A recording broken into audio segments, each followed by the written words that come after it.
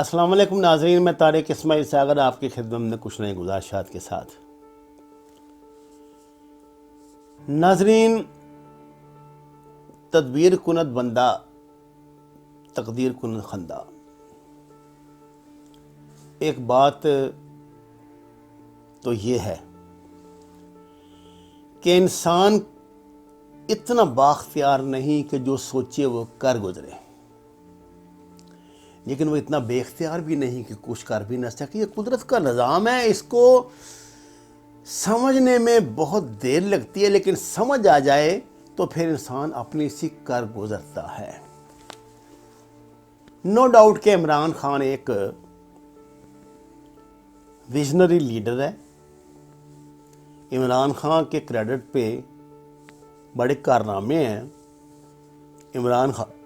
عمران خان نے قوم سے بہت بڑے بڑے وعدے کیے، لیکن کوئنسیڈنٹلی ان میں سے کوئی وعدہ پورا نہ ہوا۔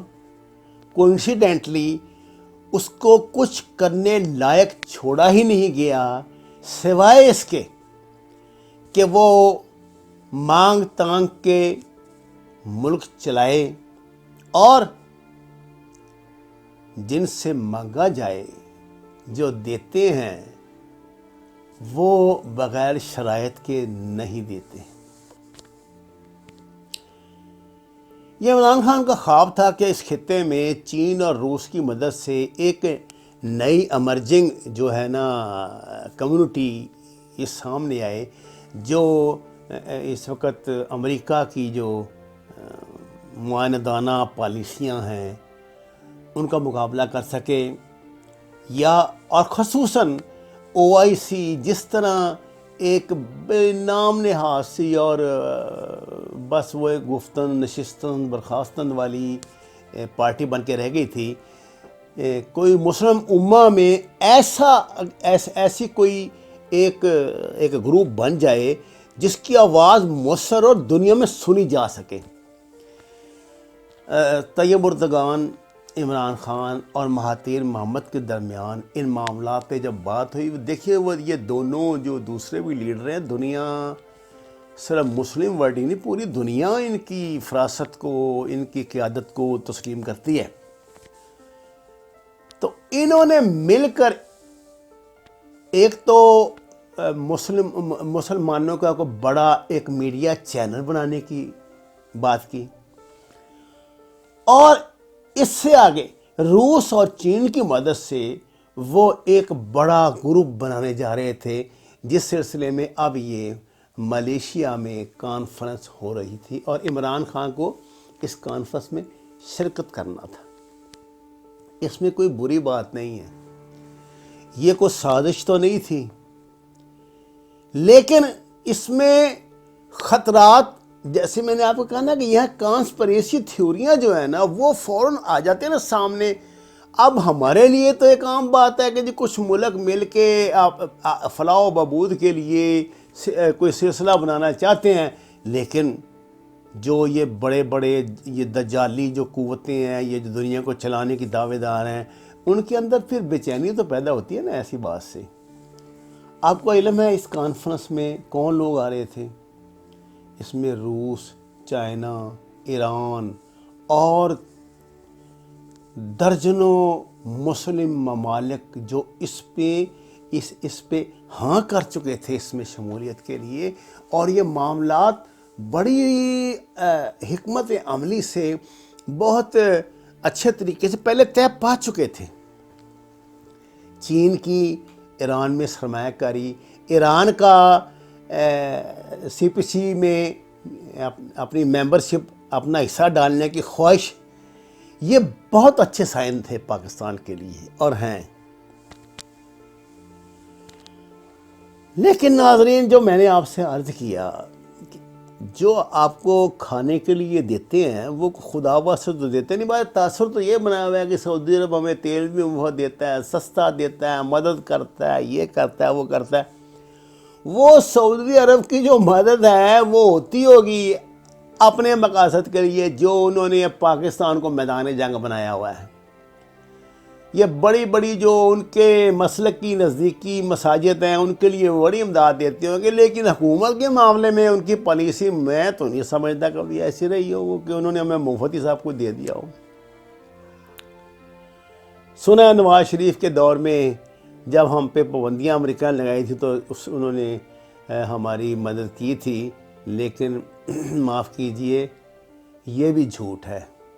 انہوں نے ہم سے اس کے پیسے وصول کیے تھے، دیر سے کیے تھے، تھوڑے سود پہ کیے تھے یا صرف بغیر سود کے کیے تھے، یہ الگ معاملہ، لیکن خدا واسطے کوئی کسی کو نہیں دیتا۔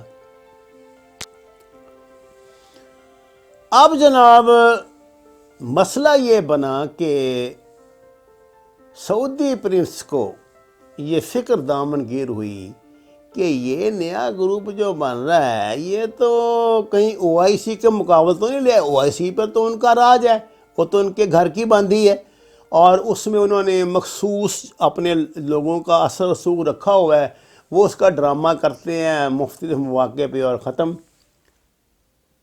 اور اس سوچ کے پیچھے کون ہے یہ آپ بھی جانتے ہیں، امریکہ ہے اور اسرائیل ہے۔ وہ یہ کیسے برداشت کرتے ہیں کہ مسلمانوں کا ایک اقتصادی لحاظ سے مضبوط امرچ کرے گروپ، اور وہ ایک طرف تو سی پی سی نے ان کی زندگی جہنم بنائی ہوئی ہے، وہ کہتے ہیں کہ قیامت آ جائے اور یہ گوادر کی بندرگاہ ایکٹیویٹ نہ ہو، یہ سی پیک آگے نہ چلے، نئے راستے نہ کھولیں، جس کے لیے پاکستان پہ مختلف حوالے سے پابندیاں، دھمکیاں، اور اب تو امریکہ نے نیا رپھڑا پتہ نا پیچھے کھڑا کر دیا تھا۔ انہوں نے کہا تھا کہ جی آپ جو آئی ایم ایف سے یہ پیسے لیتے ہیں یہ تو آپ قرضے میں دے دیتے ہیں چین کو واپس۔ پھر انہوں نے کہ جب پاکستان نے اس سے انکار کیا تو پھر انہوں نے کہ نیا ہی چکر لگایا، یعنی تو کون میں خام خواہ۔ انہوں نے کہا کہ جی بات یہ ہے کہ پاکستان کے عوام کو اس سے کیا فائدہ ہوگا، تو چین لو آپ کو لوٹ کر لے جائے گا تو یہ کر دے گا وہ کر دے گا، یعنی اس کی فکر بھی امریکہ کو ہونے لگی ہے۔ سبحان اللہ۔ بہرحال اس پہ پاکستان اور چین کا مضبوط سٹینڈ، اور پاکستان اور چین کے درمیان بڑھتے ہوئے مضبوط سفارتی تعلقات، جنہوں نے کم از کم انڈیا جیسی جو ایک ہیگمنی، ایک افریت ہے، اس کی گردن پہ تو اس نے انگوٹھا رکھ دیا ہے نا چین نے۔ اور کشمیر کے مسئلے پہ چین کا مضبوط موقف، اور پاکستان فیٹف میں چین کی پاکستان کے لیے مضبوط موقف، اور دہشت گردی کے معاملات پہ چین کا جو سٹانس ہے یو این او میں، اس نے پاگل کر دیا ہے پاکستان کے دشمنوں کو۔ اب پاکستان کے دشمن کون ہے یہ مجھے بتانے کی ضرورت نہیں ہے۔ تو ناظرین، انہوں نے سعودی عرب نے عمران خان صاحب کو طلب فرمایا اور انہوں نے کہا کہ بھائی جان چپ کر کے اپنے ادھر جا کے بیٹھو اسلام آباد، کوئی ضرورت نہیں ہے یہ پنگے ونگے لینے کی۔ کاش ہمارے ملک کو کوئی حکمران ملے ہوتے، یہ 30 سال میں جو اس ملک کی ہڈیوں سے گدا نکال کے، پیسہ نکال کے لے کے، کھوکھلا کر کے، اور پاکستان کی ہر شہری پہ 1.5 لاکھ روپے کا قرضہ چھوڑ کے یہاں سے ڈاکو بھاگ گئے ہیں، انہوں نے ہمیں آج یہ دن دکھائے، انہوں نے ہمیں یہ دن دکھائے، ان کی چوریوں ڈاکوں کا حساب یہ پاکستانی قوم نے دیا۔ یہ تو کیا جرت تھی سعودی عرب کی اور دبئی کی اور کسی اور کی کچھ، اور آپ کو پتہ ہے کہ اس کانفرنس میں قطر بھی شریک ہو رہا تھا، وہ بھی تو آخر حصہ ہی تھا نا جی ان کا۔ سعودی عرب سے دشمنی لینے کے بعد وہ بھی تو زندہ ہی ہے نا، ورلڈ کپ ہو رہا ہے وہاں، مر تو نہیں گئے وہ۔ لیکن ہماری مجبوری ہے، ہماری مجبوریاں یہ ہیں کہ ہم سعودی عرب کا دفاع بھی کریں۔ میں یہ بات آپ کو ایمانداری سے کہہ رہا ہوں، پاکستان صرف اپنی فوج سعودی عرب سے واپس لے آئے، یمن کو فری ہینڈ مل جائے، میں دیکھتا ہوں یہ 2 گھنٹے کیسے ان کا مقابلہ کرتے ہیں۔ آپ کو اس بات کا پتہ ہے جب خانہ کعبہ میں یہ خوارج داخل ہوئے تھے تو کس نے ان کو نکالا تھا؟ اسی پاکستانی ایسا. اور اس کا آپ کو پتہ ہے اس وقت کون کمانڈر تھا؟ میجر مشرف، جس کو آج انہوں نے غدار قرار دے کے سزائے موت کا اعلان کر دیا ہے. یہ وہ تھا جو اپنی جان پہ کھیل کے کمانڈوز نے اس بغاوت پہ قابو پایا تھا اور ان کی بادشاہی برقرار رکھی تھی. تب سے آج تک کون سا ایسا کرائسس ہے جس میں پاکستان نے سعودی عرب کے آگے ڈھال نہ بناؤ اور اس کے احسانات کا یہ بدلہ؟ مجھے علم نہیں عمران خان کی کیا ایسی مجبوریاں ہیں کہ وہ IMF کے دباؤ میں 215% کے 45% قیمت گیس کی بھی بڑھا رہا ہے. اس نے 10 روپے کلو والی سبزی بھی 200 روپے کلو کروا دی ہے. آٹا مہنگا کرا دیا ہے. اشیاء خرد و نوش مہنگی کر دی ہیں. لوگوں کو اتنے ٹیکس کے نام پر اس طرح کے عذاب میں مبتلا کیا ہے. بجلی کے بلوں میں 15 ٹیکس لگ کے آ رہے ہیں. روئے زمین پہ کوئی دنیا کا اس پلانٹ میں ملک نہیں ہے ایسا جو جس کے شہری حکومت اتنے ٹیکس دیں اور اس حکومت کا وزیر اعظم پوری دنیا میں کہتا پھرے کہ پاکستانی عوام ٹیکس نہیں دیتے. سبحان اللہ.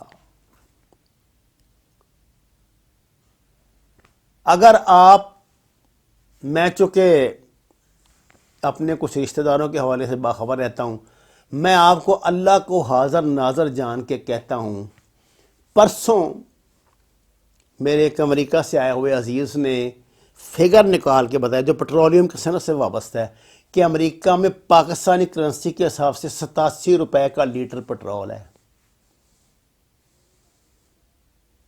آپ اندازہ فرمائیں کہ ہمارا کیا ریٹ ہے، جبکہ ہم سعودی عرب سے بڑا سستا پیٹرول لیتے ہیں. سبحان اللہ. اور امریکہ میں جو پیٹرول استعمال ہوتا ہے وہ تو ہائیبرڈ پیٹرول ہے.